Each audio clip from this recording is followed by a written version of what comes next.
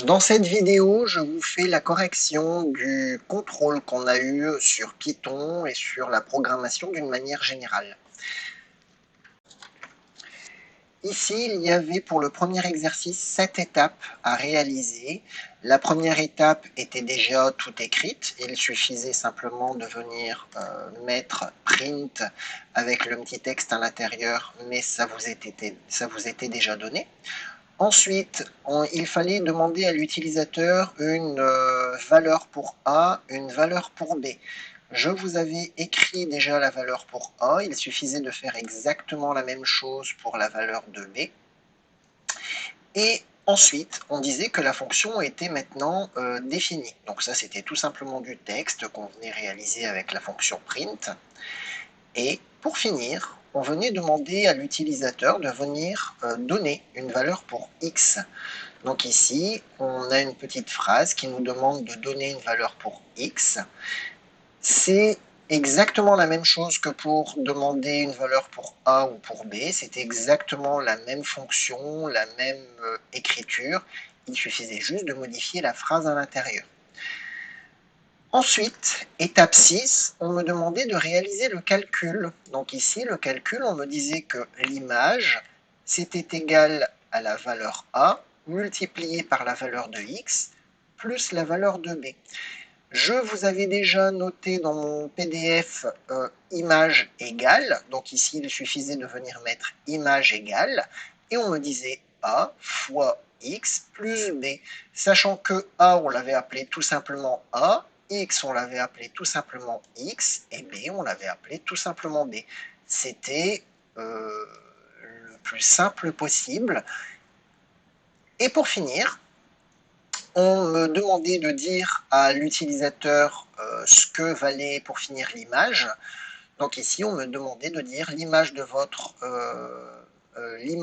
valeur est 2 points. Donc là, ici, je vous avais déjà préécrit la phrase. Il suffisait juste de la recopier. Donc en gros, il y avait 3 étapes que vous deviez compléter, c'est-à-dire l'écriture de B qui était à reprendre sur l'écriture de A. Ici, l'écriture de X qui était exactement pareil que l'écriture de A, il suffisait juste de changer la phrase texte à l'intérieur. Et ici, venir faire le petit calcul. Alors attention, en Python, la multiplication s'écrit étoile, à ne pas écrire X, car on le voit très bien ici, X, c'est déjà une valeur, une variable à qui on a attribué une valeur. Donc ici, la plus grosse des difficultés était de venir bien écrire le multiplier sous la forme d'astérisque. Donc voilà la correction du premier contrôle. On va maintenant tester pour voir si ça fonctionne. Donc là, je clique sur Run.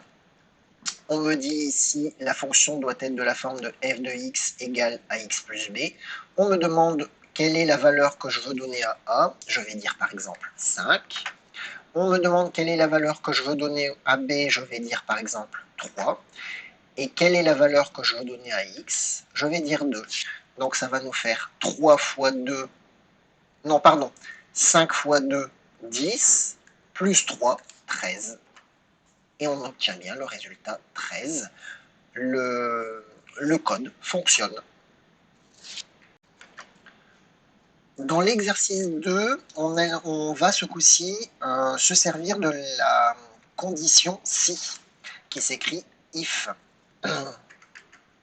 Donc, étape 1, on doit dire quelque chose à l'utilisateur. Ça vous était déjà donné, il n'y avait qu'à recopier. Donc, print avec le petit texte à l'intérieur. Ensuite, on demandait à l'utilisateur une valeur pour H et une valeur pour V. Donc ici, il suffisait de recopier pour V exactement la même chose que pour H, à savoir input, et on précise que c'est une valeur avec la fonction int. Donc là, c'était vraiment à recopier sur la ligne ici que vous aviez de H. Ensuite, étape 4, dire à l'utilisateur, je teste maintenant pour voir si le point est sur la droite. On se sert pour ça de la fonction print, print et entre guillemets, je teste maintenant pour voir si le point est sur la droite. Ensuite, on me dit de réaliser un calcul. Le résultat de mon calcul, c'est 3 fois h plus 5.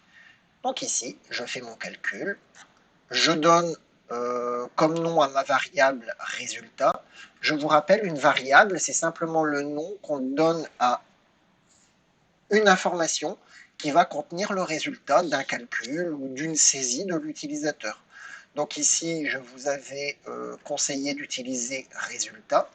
Donc résultat, c'est égal à 3 fois h plus 5, comme c'était demandé dans mon PDF. Et c'est là où ça se corse un tout petit peu. On doit faire un test et on doit vérifier si le résultat du calcul que l'on vient de faire est égal à V. Alors, résultat, c'est exactement le même nom que j'ai utilisé dans l'étape 6. Donc ici, bien entendu, je vais réutiliser un nouveau résultat. Donc on me dit de vérifier si résultat est égal à V. Alors, petite spécificité, dans Python, pour vérifier une condition d'égalité, on se sert du double égal. Donc ici, il fallait simplement écrire résultat égal V. Donc ça, c'était marqué dans votre cours, et si vous faisiez une petite recherche sur Internet, égalité Python, if Python, à mon avis, vous trouviez assez facilement. Donc ça, c'était la petite difficulté, le double égal de la condition si. Donc si le résultat est égal à V, à ce moment-là, dire à l'utilisateur, le point se trouve sur la droite. Donc, à l'intérieur de if, je fais un petit décalage ici. C'est très très important dans Python, ce petit décalage. Ça veut dire que le print ne se réalise que si la condition est respectée, que si le if est respecté. Donc ici, print, le point est sur la droite. Sinon, c'est-à-dire dans tous les autres cas, si le résultat n'est pas égal à V, donc sinon, ça s'écrit else, et je viens écrire, le point n'est pas sur la droite. Bien entendu, on n'oublie pas toujours de faire le petit décalage grâce à la touche tabulation. On va tester le code. Je lance. Donc je donne une valeur. Je donne une valeur de h, par exemple 2. Une valeur de v, 3. Et on me dit que le point n'est pas sur la droite. On va maintenant retester et on va tenter de trouver un point qui se trouve sur la droite. Je vais prendre une valeur de h de 2. Ça va me faire 3 fois 2, 6, plus 5, 11. Donc ici, valeur du premier point, 2. Le deuxième point, 11. Le point est sur la droite. Le code fonctionne. Dernier exercice. Ici, on va devoir se servir de la condition while, qui veut dire tant que. Donc ici, on me dit de dire à l'utilisateur une phrase. Donc tout simplement, je viens utiliser la fonction print avec la phrase qui m'a été demandé de dire. Demander à l'utilisateur une valeur de A. Donc encore une fois, je viens utiliser la fonction input en mettant int devant pour bien spécifier que c'est un nombre qu'on récupère. Je fais la même chose pour une valeur de B. Donc là, il suffisait de recopier ce qu'on avait déjà fait sur A et de marquer B à la place. Ensuite, dire à l'utilisateur, voici le tableau de valeurs. Donc ici, print, voici le tableau de valeurs. On n'oublie pas de mettre les guillemets d'ouverture et de fermeture de la fonction, bien entendu. Donc ici, il y a un guillemet qui ouvre la phrase et un guillemet qui ferme la phrase. Ensuite, créer la variable x et lui attribuer comme valeur de départ 0. Alors ça vous était déjà donné dans le PDF, hein, c'était déjà noté, il n'y avait qu'à recopier. Donc ici, on écrit x égale 0. Ça, c'est mon point de départ et ça va me servir à faire 10 fois la même opération. Et là, on va entamer la boucle while. Alors, réaliser la boucle while tant que x est plus petit ou égal à 10. Donc ici, il suffisait simplement de venir écrire while x plus petit ou égal à 10. Une petite recherche sur Internet où il suffisait de regarder dans votre cours, on trouve très facilement plein d'exemples sur while. Calculer f de x égale à x plus b. Donc ici, dans mon PDF, j'avais déjà commencé à écrire f de x égale, donc ici, je viens écrire f de x égale, et on me demande de faire a fois x plus b, bah, j'écris mon calcul a fois x plus b. Dire à l'utilisateur, pour x égale la valeur de x, f de x égale la valeur de f de x. Cette phrase-là vous était déjà donnée, il ne suffisait que de la recopier. Donc ici, print x pour x égale la valeur de x, f de x égale la valeur de f de x. Donc là, qu'à recopier. Et la petite subtilité se trouvait ici. Donc là, je pense qu'il fallait faire une petite recherche sur Internet pour trouver, parce que je ne suis pas persuadé que juste avec ce que vous avez mémorisé du cours, c'était suffisant pour comprendre. Donc en gros, ici, on réalise les opérations où il y a un petit décalage là devant. Donc on réalise ces opérations tant que x est plus petit ou égal à 10. X vaut 0 au départ. Donc on va rentrer une première fois dans la condition while, et on va réaliser tout ce qu'il y a à l'intérieur de la boucle while. Quand on arrive à la fin de la boucle while, on va rajouter 1 à x. On prend x et on rajoute 1 à l'intérieur de x. Donc ça fait x égale x plus 1. Et on va recommencer la boucle while.